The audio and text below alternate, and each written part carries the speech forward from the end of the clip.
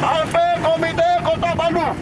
Perjanjian New York 15 Agustus 1962. Kesepakatan internasional yang ilegal hak menentukan nasib sendiri solusi demokratis bagi rakyat Papua Barat.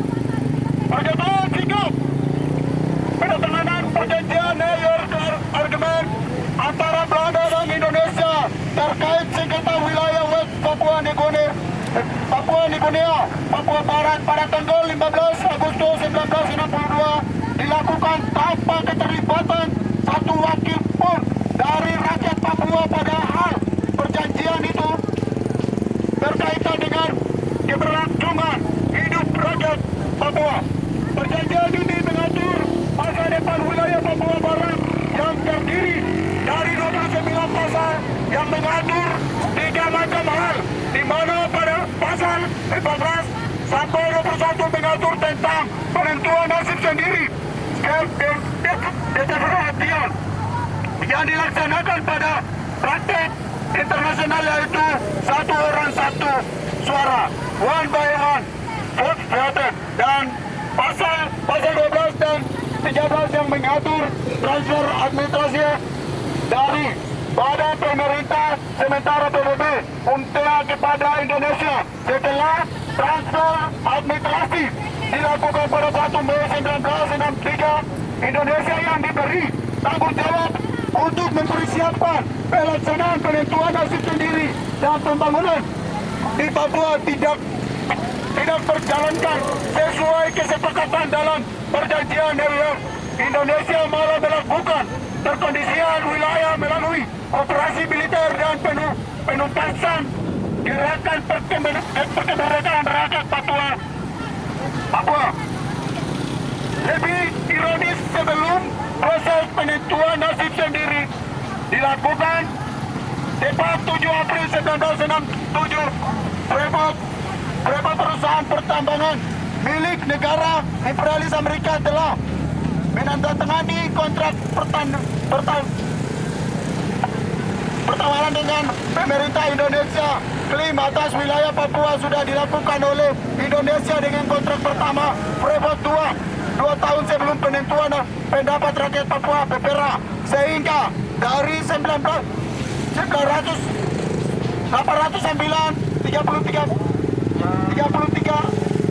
orang Papua yang memiliki hak hanya diwakili 1.225 orang yang dibelumkan. Belumnya sudah di karantina dalam jumlah 175 orang yang memberikan pendapat musyawarah untuk mufakat melegislasi Indonesia untuk melaksanakan PPRA yang tidak demokratis, penuh teror internasional dan manipulasi serta adanya pelanggaran HAM. Ke dalam yang dimiliki teror militer Indonesia, penanganan, penembakan, bahkan pembunuhan terhadap rakyat Papua terus terjadi hingga dewasa ini. Di era Indonesia, hak asasi rakyat Papua tidak ada nilainya bagi Indonesia. Maka dalam rangka peringati 51 tahun perjanjian New York yang ilegal, Aliansi Mahasiswa Papua AMP menyatakan sikap politik kami kepada rezim SBY Budiono, Belanda dan PBB untuk segera satu berikan kebebasan dan hak menentukan nasib sendiri sebagai solusi demokratis bagi rakyat Papua. 2, menutup dan menghentikan aktivitas eksplosiasi semua perusahaan multinasional operasional intensi milik negara-negara Israel, Freeport, BP, LNG, Tangguh, Modeco, Korintro, dan lain-lain dari seluruh tanah Papua.